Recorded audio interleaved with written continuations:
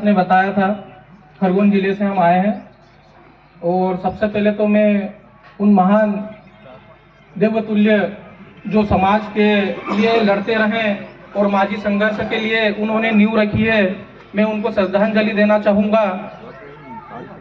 उसके बाद साथ ही जो मंच पे आसीन मेरे जितने भी पदाधिकारी बुद्धिजीवी जो महान अनुभवी हैं, मैं उन्हें भी खरगोन जिले तरफ से मैं उन्हें प्रणाम, सत प्रणाम करना चाहूँगा। और सभी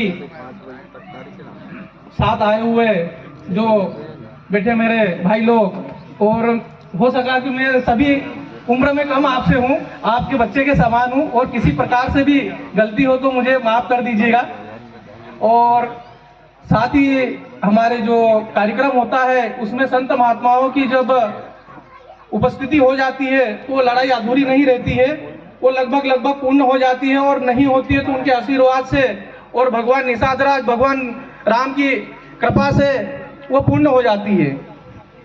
तो जैसे भाई साहब ने बताया कि हमें माझी आरक्षण के लिए कौन सा तरीका इस्तेमाल करना चाहिए और हमें क्या हमारे विचार रखकर इसे सक्सेस करना चाहिए, तो मेरा एक ही मत रहेगा कि जो हमें अलग अलग गुटों में बांट दिया गया है, सबसे पहले हमें एक मंच पर आना पड़ेगा। यहाँ पर जितने भी अनुभवी हस्तियां हैं और उनको देखकर मुझे लगता है शायद मैं इनमें से बहुत सारे महान अनुभवियों को पहचानता भी हूँ, क्योंकि मैं इतना तो नहीं समाज के मामले में दौड़ता हूँ, पर जो भी है, जो खरगोन जिले में जितना मेरा सहयोग हो जाता है मैं उसमें सहयोग करता हूँ।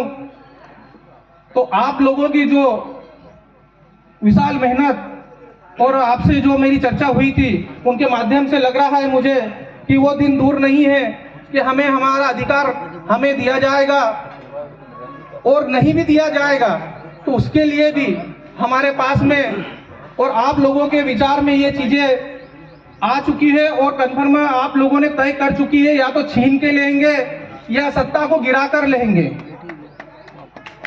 क्योंकि हमें काफी समय से जब हम एक होते हैं तो कोई ना कोई ऐसी बाधा आ ही जाती है कि इन्हें एक नहीं होना चाहिए। अगर ये एक हो गए हैं तो इनकी शक्ति बढ़ जाएगी। इनकी शक्ति को छीन कैसे किया जाए, हमें किसी प्रकार का प्रॉब्लम देकर हमें तोड़ दिया जाता है। क्योंकि अगर हम एक माला में रहेंगे तो तुलसी की माला हमें जब भी पहनेंगे तो हमें कुछ ना कुछ आशीर्वाद और सक्सेस का मंत्र देके ही जाती है। ये उन लोगों को मालूम है, लेकिन आज मुझे देखकर इतना विश्वास हो गया है कि जो मैं सपना देखा था, मैंने देखा था, वो तो आप लोगों ने भी देखा है। और मेरे जो बच्चे हैं वो ये नहीं कहेंगे कि जो मेरे पिताजी और मेरे दादाजी, आप मेरे दादाजी के तुल्य और पिताजी के तुल्य हो, और उन्होंने जो लड़ाई लड़ी है वो लड़ रहे हैं, वो विफल नहीं जाने वाली है। खरगोन जिले से युवाओं में इतना रोष और आक्रोश अभी भी भरा हुआ है। आप सिर्फ एक फोन या एक संदेश पहुंचाने की आपको देरी रहेगी, आपको कहां हमें आना है इसके लिए हम आपके लिए 24 घंटे तत्पर रहेंगे और निस्वार्थ रहेंगे। क्योंकि जहां पर स्वार्थ की बात आ जाती है वो काम पूरा नहीं होता है।